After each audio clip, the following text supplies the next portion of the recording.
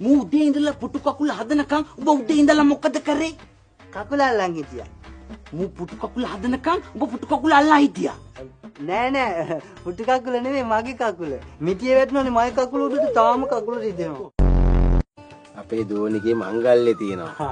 අපි එන්න නැද්ද වාසුන්නේ? අල්මාරි එකයි. මේස 3යි. මං ගානේ මේසෙකට කකුල් 5 ගන්න. හලෝ. කවුද? කොහෙන්ද? තමිල්නාඩු. කවුද මේ? තලපත්ති විජේ. තලපත්ති විජේ? කියන්නේ. ඊළඟ චන්ද්‍රාසීමට පුඩු ගියද? පුඩු 45. හරි ගල්ලා දෙන්නේ තලපත්ති විජේනේ බෑ කියන්න බෑ ඒකයි. එනක් බාර ගන්න වැඩේ. එන පොයිට්ටු ආරම්. තලපත්ති විජේ. මන්දි අපි ඊළඟ ප්‍රොජෙක්ට් එක හදුවා අවුරුදු 25කට ගරන් කරලා තාම තිබ්බ විදිහමයි. එනේ ඔක්කොත් ගලිලා නැහැ. ඒක තමයි අපේ ක්වොලිටි. මාරුනේ.